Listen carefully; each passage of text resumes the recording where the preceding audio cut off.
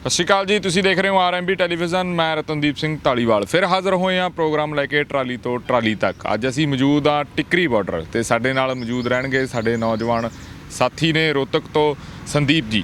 ਸੰਦੀਪ ਜੀ, ਤੁਸੀਂ ਪਹਿਲੇ ਦਿਨਾਂ ਤੋਂ ਇੱਥੇ ਮੌਜੂਦ ਹੋ, ਕਿਵੇਂ ਦੇਖਦੇ ਹੋ ਹੁਣ ਜਿਹੜਾ ਮਾਹੌਲ ਬਣਿਆ ਹੋਇਆ ਹੈਗਾ? ਜਿਵੇਂ ਆਪਾਂ ਪਹਿਲਾਂ ਆਫ ਰਿਕਾਰਡ ਗੱਲ ਕਰ ਰਹੇ ਸੀ ਵੀ ਅੰਦੋਲਨ ਦੇ ਪੜਾਅ ਹੁੰਦੇ ਆ, ਕਦੇ ਗਰਮ ਸਿਖਰ ਤੇ ਜਾਂਦਾ, ਕਦੇ ਫਿਰ ਮੀਡੀਅਮ ਫੇਸ ਚੱਲਦਾ, ਫਿਰ ਬਿਲਕੁਲ ਥੱਲੇ ਆਉਂਦਾ ਹੈਗਾ। ਜਿਹੜਾ ਹੁਣ ਫੇਸ ਚੱਲ ਰਿਹਾ ਹੈਗਾ, ਕਿਵੇਂ देख रहे हैं? देखो जी, हम स्टेबलाइजेशन की तरफ हैं कि अपना हमने एक बारी मेले टाइप का ही माहौल था पहले। हाँ, कि यहाँ पे अलग अलग टाइप के खाने की चीज़ें मिल रही थी, लोग घूमने आते थे, कुछ देखने आते थे, कुछ वीडियो बनाने आते थे। वो फिर एक 26 को हमने पीक भी देखी कि हमारे पास इतना ज़्यादा यहाँ पे रश भी हो गया था, इतनी कि हर चीज़ हर जगह अपने लोग थे।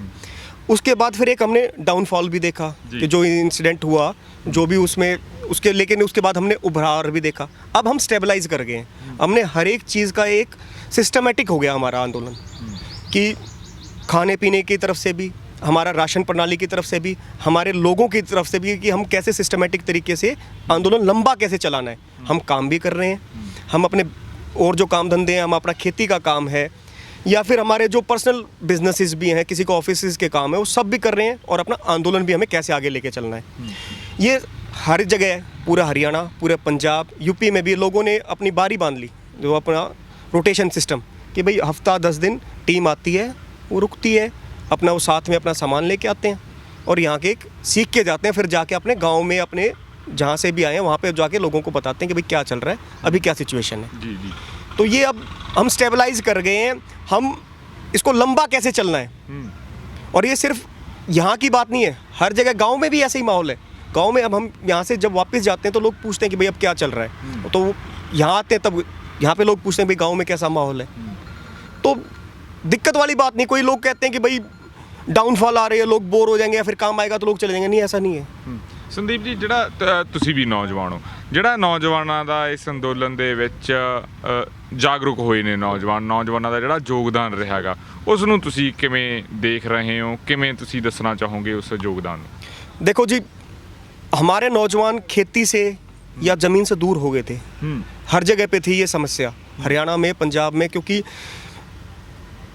दो कारण थे उसके, कि एक तो इकोनॉमिकली खेती हमारे लिए एक फ़ायदे का सौदा नहीं रही थी, तो लोग दूर हट रहे थे, या तो कोई जॉब या फिर बाहर जाने का सबको ये रहता था। अब इस आंदोलन से उन्हें अपनी ज़मीन की कीमत पता चली है, हमारी खेती की कीमत पता चली है, कि बेस तो हमारा यही है, हम बाहर भी जा लें या फिर हम जॉब भी कर लें, कुछ भी कर लें, लेकिन हम खेती से दूर नहीं हैं। तो हमें नौजवानी को इससे जोड़ा गया है और फिर बहुत अच्छे तरीके से लोगों ने इसको एक्सेप्ट भी किया है, सीख भी रहे हैं कि भाई इसमें क्या क्या अभी तक क्या क्या कारण थे। यही थोड़ी कि अकेले ये 3 काले कानूनों की वजह से हमारी खेती नुकसानदायक है, पहले भी तो नुकसान की थी। उसके ऊपर तो हम अभी भी बात भी नहीं कर पा रहे हैं, क्योंकि अभी तो हमारे ऊपर उन्होंने फांसी लगा दी इन 3 काले कानून की, लेकिन उससे पहले भी हमारी खेती जो थी वो नुकसान की चल रही थी। हमें उसके ऊपर भी बात करनी है कि उसको फ़ायदेमंद कैसे बनाना है। तो ये भी जीतना है। MSP जो ज़रूरी है वो भी ज़रूरी है हमारे लिए। जो सब्सिडीज़ मिलती थी उनकी क्या इंपॉर्टेंस थी, वो हमें पता चल रही है कि रोज़ रोज़ तेल बढ़ा रहे हैं, बिजली का बिल बढ़ा रहे हैं, उस हिसाब से हमारी खेती की जो जीनस का रेट है वो तो नहीं बढ़ रहा ना।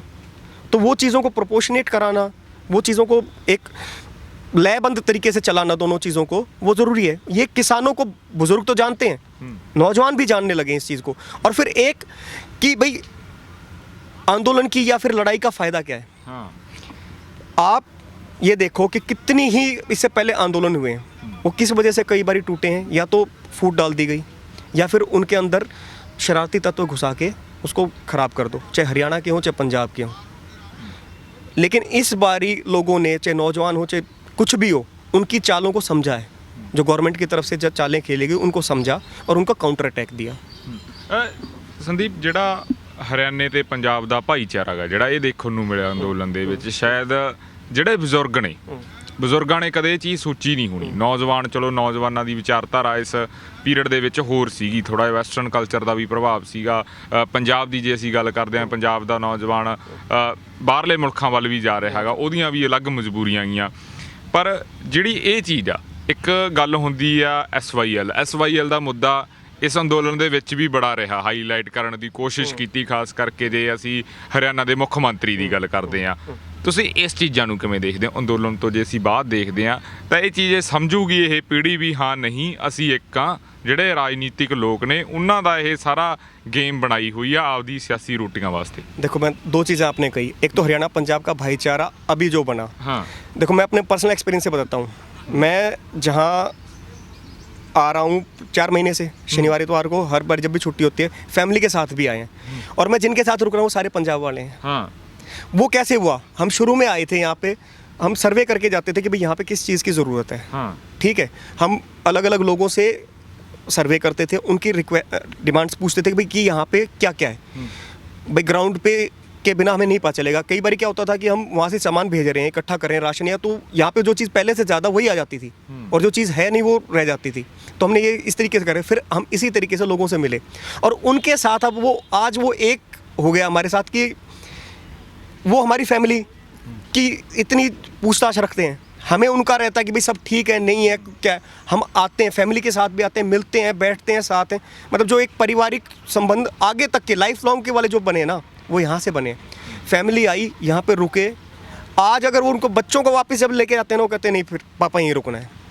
ये हो गया सिचुएशन कि हमारा यहाँ दिल लगता है, हमें यहाँ पे नई नई चीज़ें सीखने को मिलती है। बच्चे, मेरी बेटी है 9th क्लास में, वो अभी 10th में हो गई है। वो मतलब यहाँ से मैं जब उसको लेके आया और आज की डेट में देख रहा हूँ उसमें मेरे को बहुत डिफरेंस नज़र आता है। उसने यहाँ पे चीज़ें, लंगर का चलन सीखा उसने, हरियाणा में नहीं है ये। उसने इकट्ठा बैठ के चीज़ों को डिस्ट्रीब्यूट करना, एक दूसरे के, अगर मेरे पास कोई चीज़ है मैं कैसे दूसरे की उस चीज़ को पूरा करूँ, मैं अपने से पहले दूसरे की डिमांड को या फिर उसकी जो हालात है उसके बारे में सोचूं। यहाँ पे चीज़ें देखी हैं लोगों ने, बच्चों ने देखी हैं, तो ये चीज़ें हमें बहुत पॉजिटिव है। दूसरा जो मुद्दा SYL का, देखो SYL कभी भी राजनीतिक पार्टियों ने सॉल्यूशन करने की कोशिश ही नहीं की इसको। उसने हमेशा राजनीतिक मुद्दा बना के रखा, क्योंकि इसके ऊपर दोनों तरफ की रोटियां सिकती हैं, दोनों चीज़ों को वोट मिलती है, चाहे पंजाब में बैठे हैं चाहे हरियाणा में बैठे हैं।